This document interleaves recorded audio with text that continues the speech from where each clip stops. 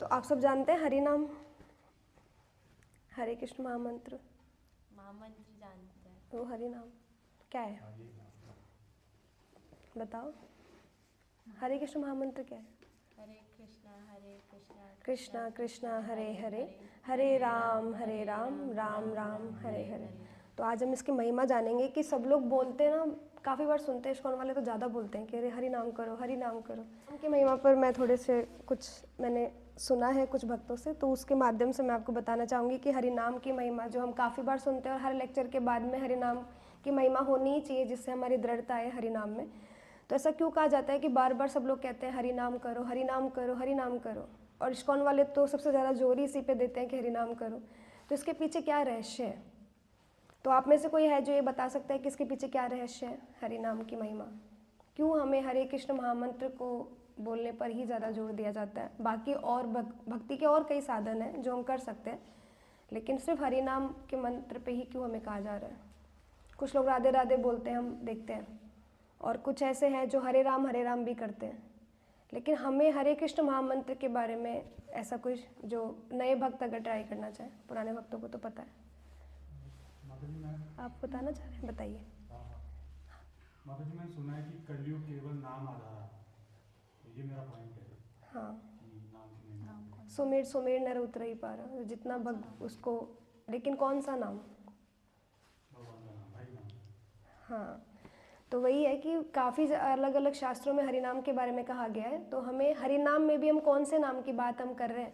नाम के बारे में जैसे कुछ लोग कहते हैं राधा राधा लो, नाम ही तो लिखा हुआ है ना, वहाँ तो नहीं दिखा हुआ ना कि उसके बारे में बात की जा रही नाम के बारे में। लेकिन आप अगर बहुत सारे शास्त्रों में अगर आप देखेंगे तो हरे नाम के बारे में, जैसे हरे नाम एव केवलम हम कहते हैं। तो क्यों हम हरे नाम हरे नाम? तो ये कलिसंतरण उपनिषद का जो है, ये इसका मैं एग्जाम्पल आपको दे रही हूँ। तो हरे नाम का ही बताया गया है कि सिर्फ हरे नाम के ही माध्यम से ही आप इस भवसागर से पार जा सकते हैं। तो हरे कृष्ण महामंत्र के बारे में बताया जाता है। तो हम देखेंगे चारों वेदों का सार क्या है। कितने भक्त हैं यहाँ जो चार वेदों के बारे में जानते हैं? चार वेद कौन कौन से हैं? हाँ, नाम जानते हैं। तो चार वेदों के बारे में हम सब नाम सुना है हमने। तो चार वेदों का सार क्या है? क्योंकि अभी हमारे पास इतना समय तो नहीं है कि हम चार वेदों को पढ़ने पर जाएं। तो उसका जो हम देखें, अगर उसका जैसे हम हर बात कैसे बात करते हैं, कोई अगर लंबी चौड़ी बात कर रहा है तो हम बोलते हैं सार बताओ ना, क्या क्या कहना चाह रहे हो? तो वहाँ वेदों के सार का मतलब है हरि नाम जप करना। अगर वेदों का गूढ़ रहस्य की हम बात करें, जो कंक्लूजन हमें देना चाह रहे हैं वेद, तो वो ये है कि हम हरि नाम करें। और अगर हम बाकी सब शास्त्रों की बात करते हैं, क्योंकि वेदों से ही सारा ज्ञान आया है। अगर सुबह भागवतम क्लास में सब थे, प्रभु जी ने बताया कि वेदों का ही सार सब कुछ क्या है, वेदों से ही आया है। सब सारा ज्ञान जो आज हम बात करते हैं सब वेदों से है। तो वहाँ पर सबसे ज़्यादा इम्पॉर्टेंट ये हो जाता है कि इन वेदों का सार क्या है। तो सार ये है कि हम हरि नाम जप करें, और साथ साथ में हम भगवान के नाम को बार बार लेते हैं। अगर हम भगवान के नाम बार बार हम उसी नाम को बोल रहे हैं तो भगवान देखते रहिए, मुझे मतलब धारण कर रखा है इसने पूरा टाइम। कहते हैं ना कि भक्त के हाथ में हमेशा बीड़ बैग होती है, हमेशा वो अपने साथ में कैरी करता है। माला तो हमारी सुबह 7 बजे पहले हो जाती है, फिर हम पूरा टाइम क्यों गले में टांग के रखते हैं? काफ़ी बार प्रश्न पूछते हैं ऐसे, काफ़ी बार ऐसी बात आती है। तो ऐसा क्यों कहा जाता है? पता नहीं कौन सी हमारी जो क्षण है, कौन सी स्थिति ऐसी आ जाए जो हमारा अंतिम समय हो, और उस टाइम पर हमारे पास एक ही वेपन है, वो है हरि नाम, जिसको हम चला सकते हैं। तो इसलिए हम अपने साथ हमेशा हरि नाम, हमारी माला जो है वो हमारे साथ हमेशा होनी चाहिए, इसलिए हम कहते हैं। जबकि माला तो हमारी 7 बजे पहले हो चुकी होती, लेकिन हम नहीं लेते। और साथ साथ में हम भगवान को, जैसे हम कहते हैं ना कि अगर हमने भगवान को धारण कर रखा है, भगवान के नाम को, तो भगवान हमें धर के रखते हैं कि हाँ वो पूरा टाइम हमारी टेक केयर करेंगे, क्योंकि हम उनका नाम ले रहे हैं। क्योंकि कहते हैं ना कि जब हम उनके नाम में, तो भगवान हमारे काम में, तब वो हमारा काम करते हैं। आप उनका नाम लेंगे ही नहीं तो वो अपने धाम में और आप अपने काम में, तो उससे कोई फ़र्क ही नहीं पड़ेगा। आप अपना करते रहो जो आप करते आए। लेकिन भगवान का आप पर आकर्षण कब आएगा? जब आप भगवान को बार बार पुकारेंगे। जैसे हम देखते हैं अपने घर में कि 2 बच्चे हैं और उसमें एक बड़ा बेटा है, एक छोटा। बड़ा बेटा क्योंकि अब बड़ा हो चुका है, क्योंकि उसको बाकी लोगों की आवश्यकता नहीं है, और स्पेशली उसकी मदर की, तो वो नहीं इतना बोलता, इतना नाम नहीं पुकारता बार बार। लेकिन घर का छोटा बच्चा बार बार अपनी माँ का नाम पुकारता है, तो माँ का ध्यान पूरा छोटे बच्चे की तरफ होता है। और बड़ा क्योंकि बड़ा हो चुका है, जो ज्ञानी हम लोग कहते हैं, जो विद्वान हो चुके हैं, जो योगी हो चुके हैं, उनको हम बड़े बेटे की उपाधि के रूप में देख सकते हैं, कि जिनको लगता है हम ज्ञान लेके भगवान को प्राप्त कर सकते हैं, है ना, जिसको लगता है कि हम योग करके भगवान को प्राप्त कर सकते हैं। लेकिन उसी तरफ दूसरा जो छोटे बच्चे की हम बात कर रहे हैं, जो बार बार अपनी माँ का नाम पुकारा है, तो जैसे हम अब भगवान कृष्ण का, हम छोटे बच्चे के रूप में हैं, हमें बार बार भगवान का नाम पुकारना है, तब वो हमारी तरफ आकर्षित होंगे, तब वो हमारा ध्यान रखेंगे। अगर वो नहीं लेगा तो वो क्यों आएंगे। जैसे हम बड़े बेटे को नहीं देखते, लेकिन छोटे बच्चे की तरफ ज़्यादा ध्यान रहता है हमारा कि अरे गिर जाएगा, अरे पड़ जाएगा। लेकिन अपने आप को दीनहीन मानकर अगर हम भगवान का नाम लेंगे तो ज़्यादा से ज़्यादा भगवान का आकर्षण हमारी तरफ रहेगा। वो देखेंगे अरे कौन नाम ले रहा है।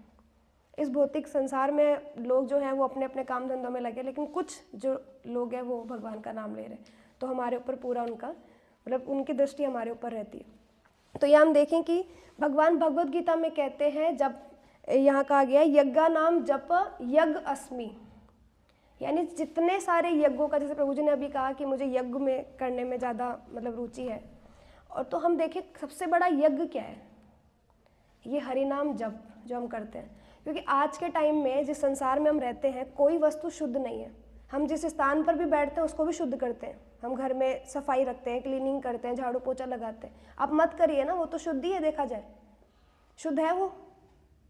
हम बिना क्लीनिंग किए घर में रह सकते हैं, इसका मतलब स्थान भी शुद्ध नहीं होता, हमें करना पड़ता है। और दूसरा, हम जिस भी चीज़ को यूटिलाइज कर रहे हैं यज्ञ के नाम पर, जैसे हम हवन कुंड बनाते हैं या हम कोई भी चीज़ उसके अंदर डाल रहे हैं। अब घी का ही एग्जाम्पल ले लीजिए, सबसे इंपॉर्टेंट घी काम आता है। क्या घी आज के टाइम पे शुद्ध है जिससे हम यज्ञ कर रहे हैं? क्या आपकी चेतना उतनी शुद्ध है कि जिन मंत्रों का उच्चारण आप कर रहे हैं तो आप क्या उसको सही ले पा रहे हैं? और क्या सच में आपने जो मंत्र पढ़े हैं, जो वेद, जो भी जितने भी पंडित हैं जो यज्ञ करवाते हैं, तो उन्होंने मंत्र जो पढ़े हैं क्या वो सही जगह से पढ़े गए और प्रमाणिक सोर्स से पढ़े गए? अब तो हजारों किताबें मिलेंगी आपको यज्ञ और ये सब करवाने की, हर कोई पढ़ के, मतलब उसको अगर पढ़कर रिटर्न करके ही आपको देना होता तो हम सब भी यज्ञ कर सकते हैं। लेकिन जब तक वो अपने आचरण में नहीं, आज हम देखते हैं पंडित जो हैं वो गुटखा खाते हैं, चाय पीते हैं, तंबाकू चबाते हैं, सिगरेट वगैरह पीते हैं, वो ऐसे पंडितों को हम पंडित कहेंगे जिनकी निष्ठा नहीं है भगवान में, उनकी चेतना शुद्ध नहीं है, और उनसे हम यज्ञ करवा रहे हैं घर में बुलाकर। तो क्या सच में भगवान ऐसे यज्ञ को स्वीकार करेंगे और प्रसन्न होंगे? वहाँ पात्रता ही नहीं है उस स्थिति में, ना तो करवाने वाले की और ना करने वाले की। सबसे पहले पंडित आएगा तो ये पूछेगा कितना देंगे आप, इस यज्ञ करने का कितना पैसा मिलेगा। जब शुरुआत ही आर्थिक उससे हुई है, अर्थ से जो हम कहते हैं, तो फिर भगवान कैसे प्रसन्न होंगे जहाँ निष्ठा नहीं है ना। निष्काम भक्ति की अगर हम बात करें तो कहाँ हो रही है? हम बदले में कुछ ना कुछ, पंडित भी आ रहा है तो मांग रहा है सामने से। बड़े बड़े कथाकार जो होते हैं वो भी आज के टाइम पर करोड़ों रुपए ले रहे हैं भागवत कथा कराने के। पर भागवत कथा कराने के भी नियम होते हैं कि संध्या के बाद में नहीं होती। जैसे हम शालिग्राम की बात करें, शालिग्राम की जो पूजा होती है वो संध्या के बाद आप नहीं कर सकते, ये वर्जित है। हम जितने यज्ञ अनुष्ठान करते हैं संध्या के बाद नहीं कर सकते, ये वर्जित है। हम शादी वगैरह सब करते हैं संध्या के बाद में, अलाउ नहीं है, बट हम कर रहे हैं जबकि वर्जित है शास्त्रों में। कौन से देवी देवता रात को आकर के आपका स्वाहा स्वाहा वाली अग्नि और वो उसको स्वीकार कर रहे हैं, लेकिन हम कर रहे हैं। शास्त्र प्रमाणिक स्थिति में तो हम चल ही नहीं रहे। तो कौन सी ऐसी विधि है जिसको भगवान ऐसी स्थिति में आपको स्वीकार करेंगे और प्रसन्न होंगे?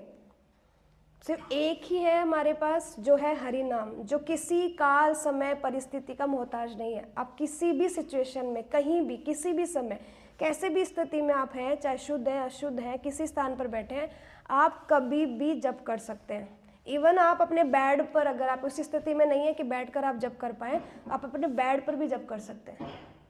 निद्रा स्थिति में, जब आप कोई शुभ काम नहीं कर सकते लेकिन आप जप कर सकते हैं। मतलब इतना हरि नाम भगवान ने हमें इतना कृपालु होकर के इतना अच्छा साधन दिया है इस कलयुग में, और फिर भी हम हरि नाम नहीं ले रहे हैं, तो मतलब ये तो हमारी ही कहीं ना कहीं कमी है, या हमारे पाप इतने गहरे हैं कि वो नाम निकल ही नहीं रहा है। तो हमें ये समझना है कि हम जिन भी चीज़ों के पीछे भाग रहे हैं ये सार नहीं है इस कलयुग का। कलयुग, जैसे प्रभु जी ने बताया कि कलयुग केवल नाम आधारा, तो कलयुग सिर्फ नाम पर ही है। जैसे हम द्रौपदी का एग्जाम्पल लें, अगर वो विपत्ति में थी, इतनी दुख दुविधा स्थिति में, तो क्या किया? यज्ञ करने बैठ गई। क्या किया? सिर्फ नाम लिया भगवान का। अजामिल की स्थिति हम सुनते हैं, भगवान का सिर्फ नाम लिया था, और भगवान का भी नहीं लिया, अपने पुत्र का नाम लिया था। उस स्थिति में भगवान ने तार दिया। ऐसे कई एग्जाम्पल हैं हमारे सामने, सिर्फ नाम लेने मात्र से उनको उतार दिया गया। कोई और यज्ञ अनुष्ठान वगैरह की विधि से भगवान नहीं खुश हो रहे, और कलयुग में तो दे ही रखा है आपको। तो फिर जब देने के बाद इतने शास्त्रों के सार निकल करके हम जब हरिनाम की बात कर रहे हैं, तो फिर हम क्यों नहीं ले रहे? तो यहाँ भगवत गीता हम सब जानते हैं, भगवत गीता तो भगवान ने लिखी, किसी को संशय है यहाँ पर?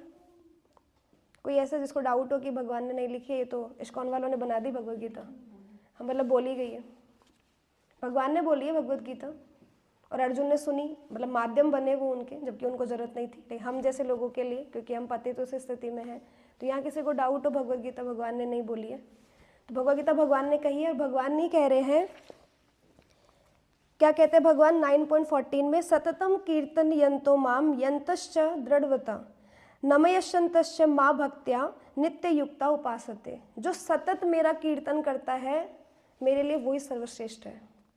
सततम कीर्तन की बात की गई है, निरंतर भगवान का गान अगर हम कर रहे हैं, निरंतर भगवान का नाम अगर हम ले रहे हैं, तो जो भक्त 16 माला की स्थिति में है वो और अच्छा और ऊपर जा सकते हैं, जो भी 2, 4, 5 की स्थिति से है वो और ऊपर अपना कर सकते हैं। तो हमें निरंतर भगवान का नाम लेना है। भगवान खुद कह रहे हैं, कोई और नहीं कह रहा। यहाँ कोई सांप्रदायिक बात नहीं कर रही मैं, सिर्फ ये कह रही हूँ जो शास्त्र कह रहे हैं, जो भगवत गीता कह, सारे वेदों का कह रहे हैं, वेदांत सूत्र है भगवत गीता, सारे वेदों का सार निकाल करके भगवत गीता में दे दिया भगवान ने।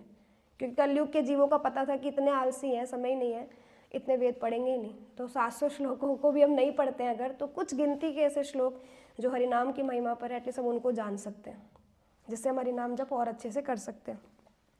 तो हम देखते हैं कलयुग में हमारी स्थिति अभी ऐसी हो गई है कि हम लोगों को जैसे हम जज करते हैं, हम कहते हैं अरे कृष्ण तो द्वापर युग में आए थे और मनुष्य जैसे ही थे, तो वो तो मनुष्य ही है, भगवान नहीं है, ऐसा ही मानते हैं। काफ़ी बार लोगों से सुनते हैं, लेकिन दाढ़ी मूछ वाले को और जिसके बाल बड़े हो उसको भगवान मान लेंगे। हमारी स्थिति वैसी हो गई है, छल कपट है ना हमारे अंदर, तो सामने वाले को भी उसी दृष्टिकोण से देखते हैं। भगवान को भगवान नहीं मानेंगे, लेकिन मनुष्य को भगवान मान करके पूजेंगे। ऐसा ही है ना? गलत कह रही हूँ? बहुत सारे लोगों को जो आसपास सिद्धि प्राप्त करके बैठे हैं, कोई बाबा जी हैं, कोई ढोंगी बाबा वगैरह, बहुत सारे लोगों को लोग भगवान मान के पूज रहे हैं, क्यों? क्योंकि वो निस्तारण कर रहे हैं, पर वो हमेशा के लिए समाधान नहीं कर सकते। आपको इस भवसागर से पार नहीं कर सकते। तो इस भवसागर से पार जाने के लिए आपको क्या करना होगा? हरे कृष्ण महामंत्र। तो हरे कृष्ण कृष्ण कृष्ण हरे हरे, हरे राम राम राम हरे हरे।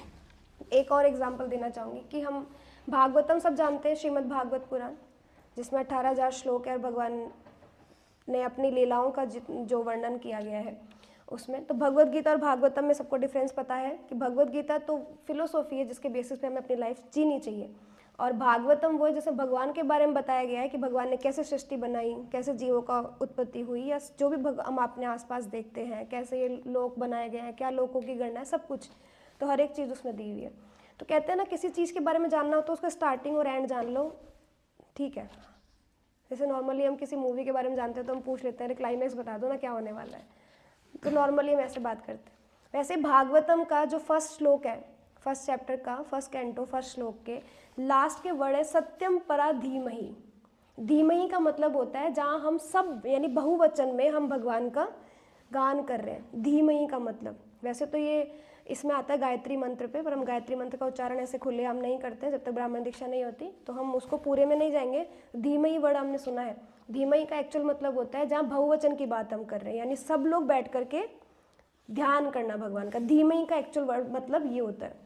और अगर हम भागवतम के 12th कैंटो के 13 चैप्टर 23 नंबर श्लोक में जाएं लास्ट में, तो भगवान वहाँ कह रहे हैं नाम संकीर्तनम यस्य सर्व पाप प्रणाशनम प्रणामो दुख शमनस्तम नमामि हरि परम। क्या कह रहे हैं? जो भी हरि नाम जप करता है भगवान उसके सारे दुखों का नाश कर देते हैं, जो भी नाम लेता है भगवान का।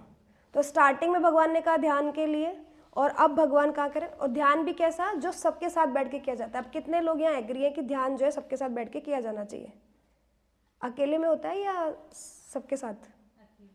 ध्यान तो अकेले में करते हैं, और यहाँ भगवान लास्ट में कह रहे हैं कीर्तन साथ में, सबके संकीर्तन की बात की गई। जो भी नाम ले रहा है वो भगवान उसके सारे दुखों का नाश कर देते हैं। 12.13.23। तो यहाँ भगवान ये कह रहे हैं, तो आप समझ जाओ कि भागवतम का सार भगवान ने दे दिया है फर्स्ट श्लोक से लास्ट तक, और हमें ये समझना है कि हमें हरि नाम संकीर्तन को पकड़ना है।